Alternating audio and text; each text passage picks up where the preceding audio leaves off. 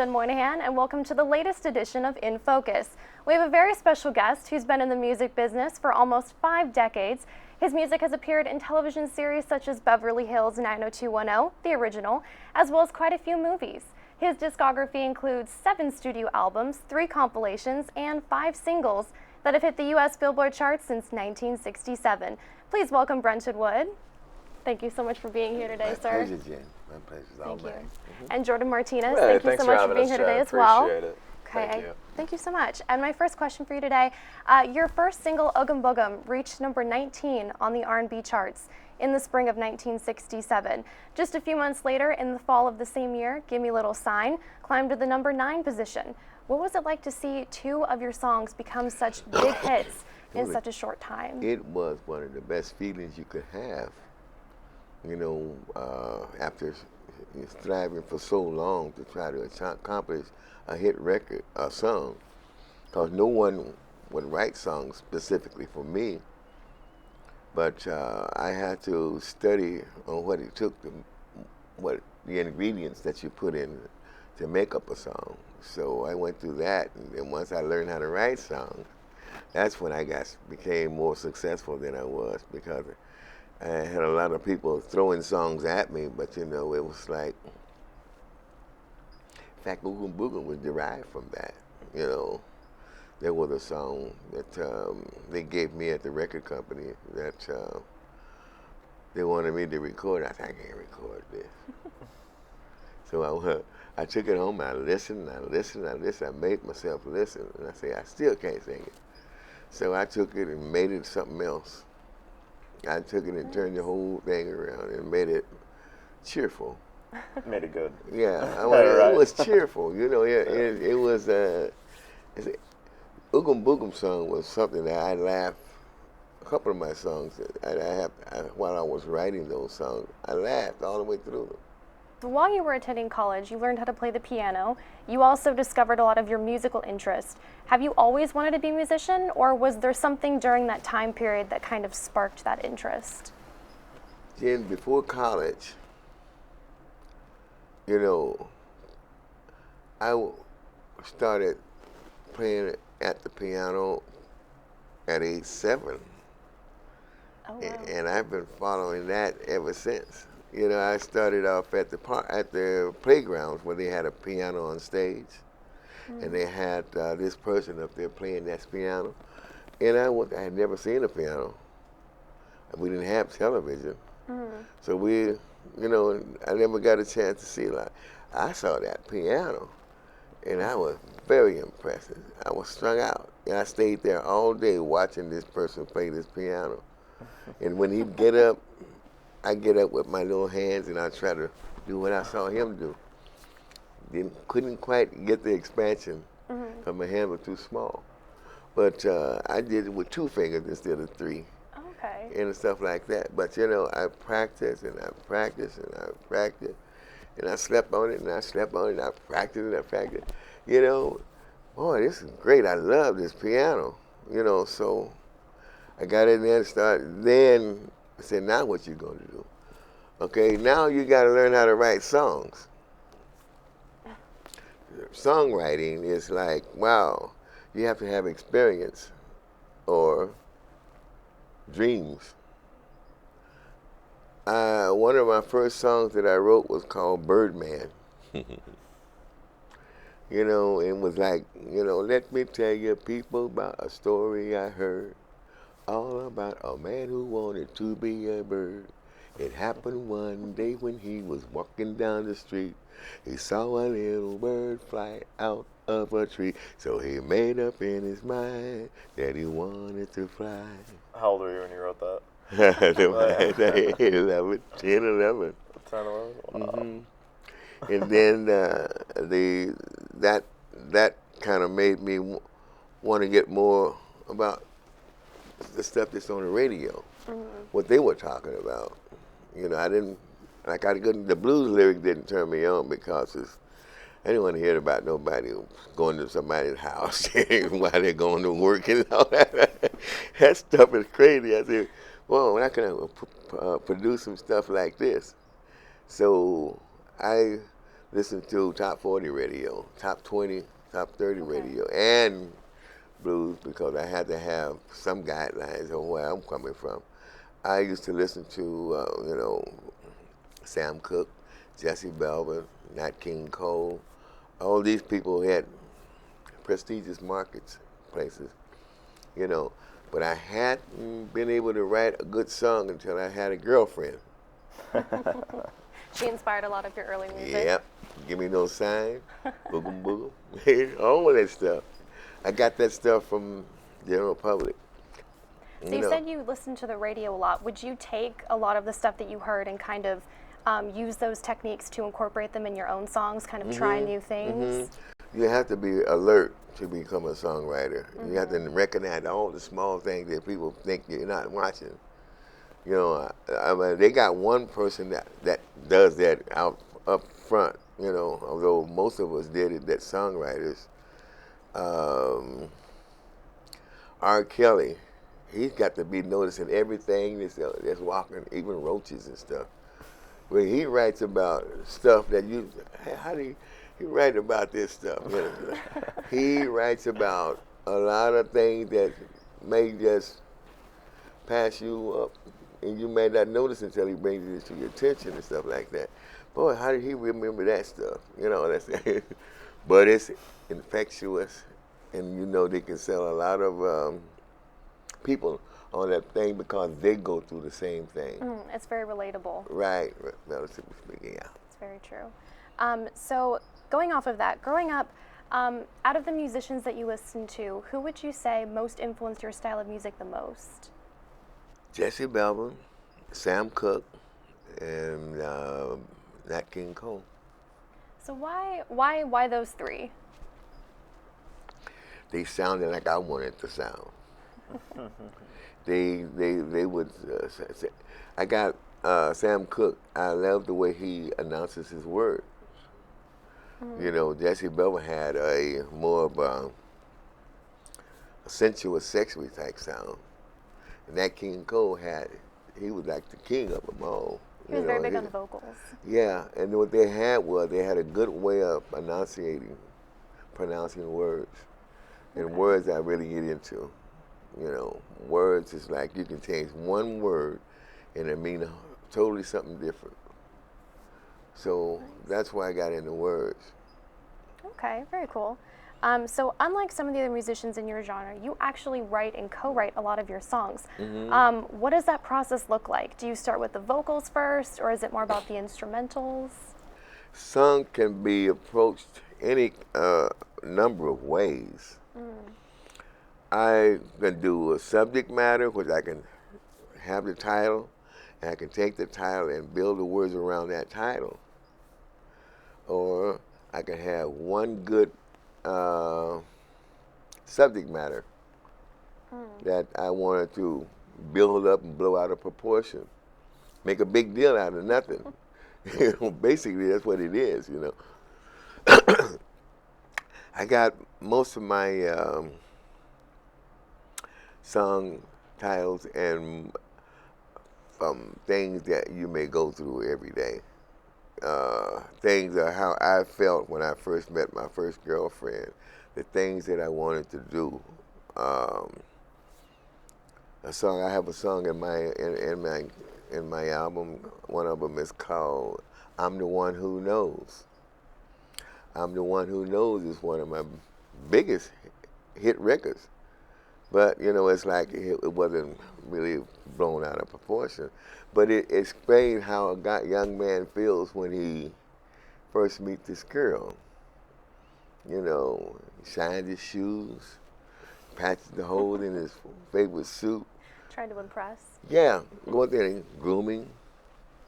You know, it's all about that. You know, it's like things that you can relate to that I know you had to feel if you got a heart. You got to be able to relate to it. Very true. I like that. The late musician and critic Buddy Siegel described your vocal style as possessing a sinewy but supple voice, capable of warbling falsettos with ease. Would you agree with that statement? Well, yeah, it's pretty easy for me to make those because I go into different characters. And then sometimes I want to be a lighthearted, so you got soul, too much soul. You know, if I want to be sexy, you can build on this dream, take you out and buy you things, make believe that my reasons are for real. Is that a new song? Yeah, Yeah. that's I One think I've heard Man it Woman. before. Yeah, that particular song. I mean, you take the subject matter and you can pretty much direct it any way you want to go.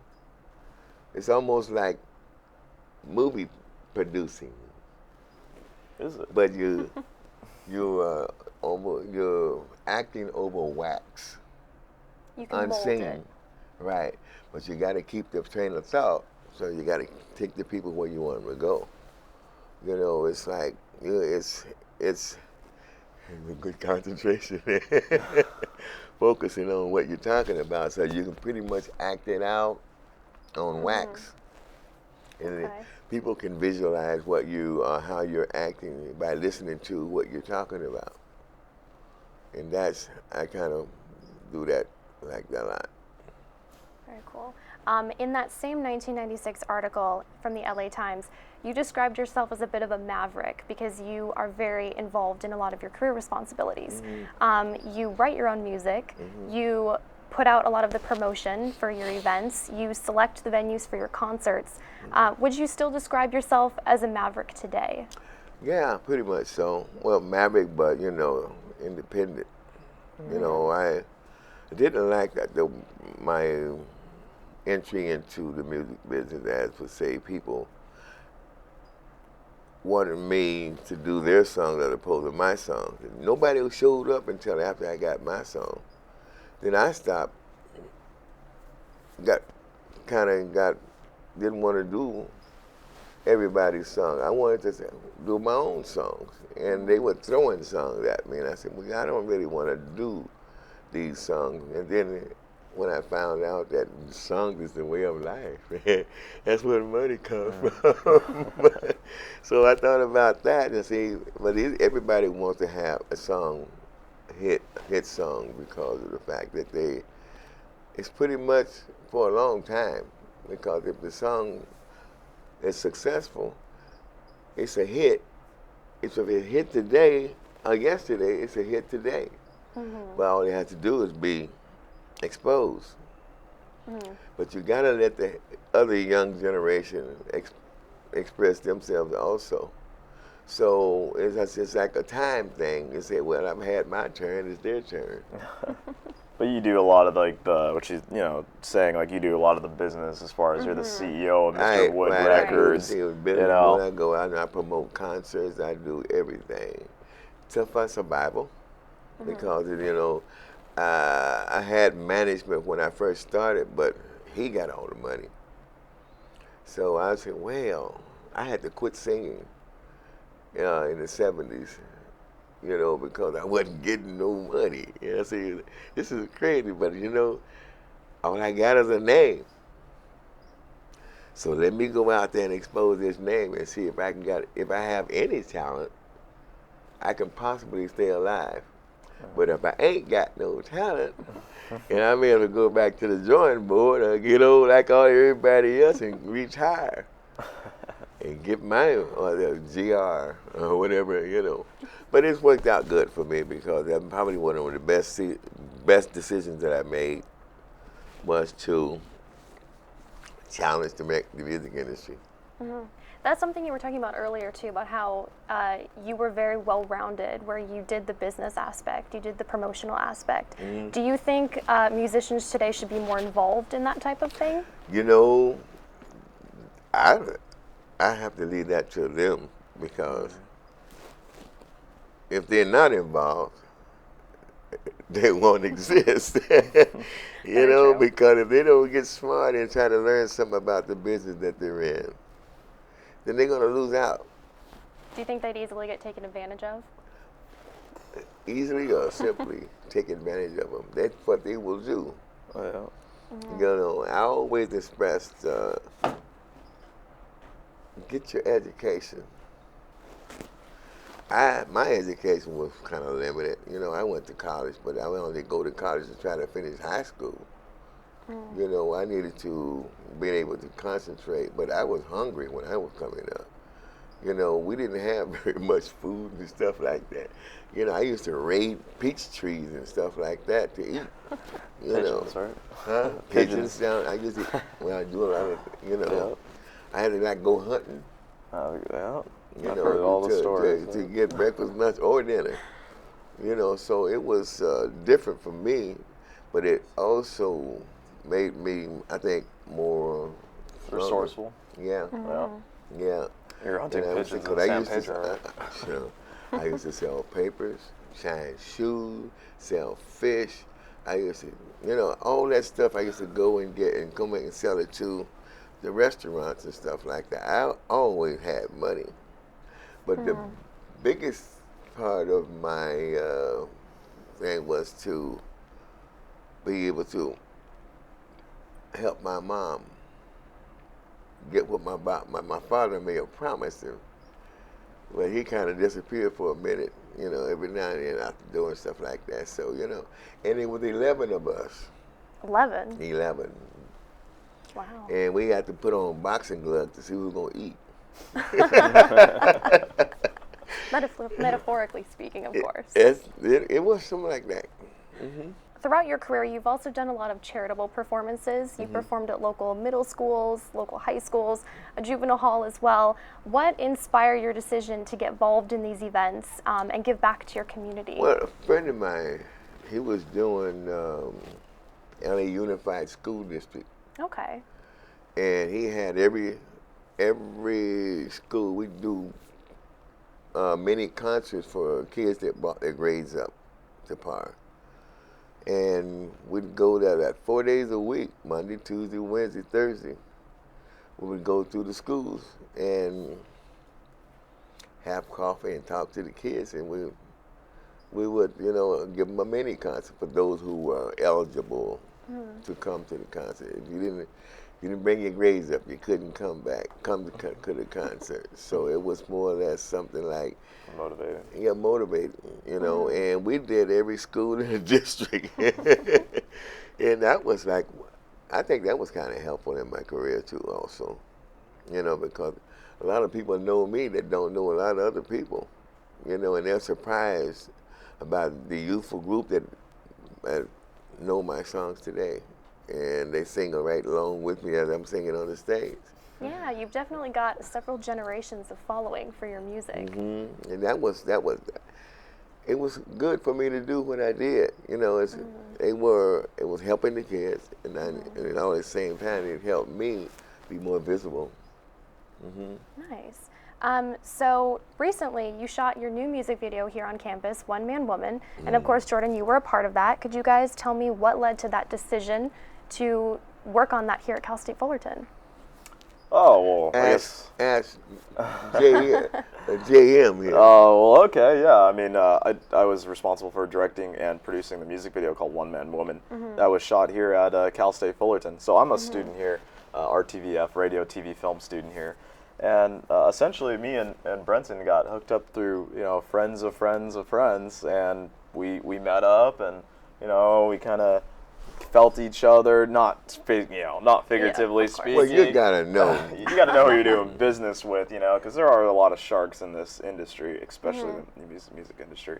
So I mean, you know, you needed to be able to trust me, and then you know, we went over a lot of things, the songs, storyboards, ideas. A lot of students that come over and help me with making this song come to life. And One Man Woman is just such a beautiful song about a proposal. And so I got, you know, 2 actors and to be the main leads, and then I got, you know, people to help out for crew. We rented out lighting equipment here. Dr. Anthony Fellow, who's the former chairman of RTVF, he helped me out a whole lot in getting the location, the recital hall here at Cal State Fullerton. And it was just great. We shot there for the entire day. We had the grand piano. It got some really beautiful shots there. We shot it with a black magic and everything. So it's still, we're in talks right now with BET to hopefully get it broadcasted. Very cool. we're getting up like all the social networking and this and that, and you should wait to see on official BrentonWood.net, and then official Brenton Wood on Facebook, and also Brenton Wood on Twitter, and soon to be on Instagram. You could see the trailer for that, and then you got the documentary that is possibly in the way. We were talking with some producers in Hollywood to make that come alive, and that started originally from the music video. So Cal State Fullerton has really been a catalyst for my career as a manager and director in music videos. So I mean, I did some music videos before for a rapper named Capone, and that's kind of how he he heard about me too. So I mean, I kind of had to work my way up, and I'm very fortunate, and I love working with Brenton Wood. Every time I meet up with him, we just I feel like I've known him like my whole life. He's a great man to work with, a great performer, and at Nokia.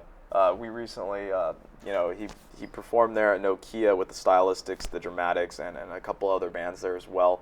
And it was just such a great performance. And there were so many fans that came out, and they were singing along, and like thousands of people were there. So I mean, it all started from Cal State Fullerton.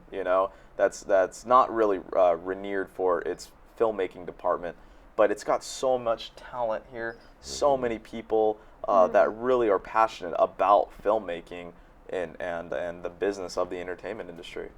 So I think that speaks for a lot of the dedication these students have Absolutely. at this school. And going off of that, what was it like to work with each other on the music video project? What was it like to work for the film students here? Well, it was interesting, and very, I think it was pretty good, and we had a good time, fun time doing it, and I was just waiting around with Jordan here because I didn't know exactly what was on his mind, so I'm just following his lead, and I didn't want to mess with him because I didn't want him to lose his train of thought, because this is very technical stuff, it's like acting, you have to be believable, and it's like, it worked out pretty good, I mean, then he bought us some chicken. Oh. Yes, the chicken was the best part that day, wasn't it? But yeah, I mean, we got you there on the grand piano, and we have a bunch of people that came out for the helping of the crew for that production, and then we shot other shots outside of it as well. So we did the majority of the shots right there at the recital hall for essentially all Brenton Wood scenes, and then we had for the rest of it we had opportunities to shoot elsewhere as well. So I mean, we made it happen, and I love the professionalism of the staff here and the students at Cal State Fullerton. So it was very fortunate. Yeah. Well, I'm definitely excited to see that music video once it airs. Absolutely. So you have a new album coming out next year, and several new songs that your fans will be excited to hear. Can you tell me a bit about that? Just a little bit. We've been working on it for like good much 8 months now, and we got a new studio over there in San Bernardino where we can spend all the time we need to spend on it, and we have to get frustrated because we know we're going to have to pay extra money if we go overtime, so we have that all intact. Now what we need to do is to get that songs finished. And I've been working on, like Tango and One Man and Woman, it's interesting how it works, but it's like it's a slow jam. One Man and Woman is a slow jam, which is it's like every question that every guy may want to ask the girl if she's his only, or do you mean what you say? Cause I can build on this dream, take you out and buy you things, make believe that my reasons are for real. But am I the only guy to take you out and treat you nice? I want to know, is this love for real? Can you be a one-man's woman? He's actually asking. He's actually What about tango too? I mean, that's Tango, like a tango. completely different type of song. Yeah, than tango what is you up typically tempo. do. It's Is it something fans wouldn't typically expect from your music? I don't know because that's see when I started with Gimme Those Signs and Oogum Boogum, they were up tempo. And since the up tempo has been out, and we have this album out, which they have a chance to listen to more songs on the album, then I become a balladeer also. So, you know, I said, well, you know, you have to be exposed to the point to where people get interested enough to want to hear more from you. You know, and that, with that song, I had a song called Me and You, like I was saying about Oogum Boogum. I laughed all the way through that song. You know, boy, but if the homies get a hold of what's going on here, boy, they're going to thank me, boy, because this, you know. And sure enough, that's exactly what they did. Yeah, well, that's good. It's good to be excited and very passionate about your music. It shows when you're performing. Right, absolutely. And I know them by heart because I base them in my noggin. You know, and I get tired of them, I get away from them, I got to go back to it again anyway, because after I say these words a million times, I should know the type of picture that I'm drawing. I'm definitely excited to look forward to your new album next year, and I'm sure your fans were as well. Thank you so much for being here, Jordan. Thank you so much, Jen, for having us. Jen, Thank thank you you so very much, much. Mr. It's been a Wood. pleasure. My pleasure. Pleasure's all mine. Well, thank you, Brenton Wood, for joining us today to tell you a wonderful story about your career. Cheers to Brenton Wood, many more albums, and the success of your music video yet to be released. We hope you enjoyed this edition of In Focus. I'm Jen Moynihan. Thank you for watching. Show me that you're mine, girl. Oh, yeah. Just give me some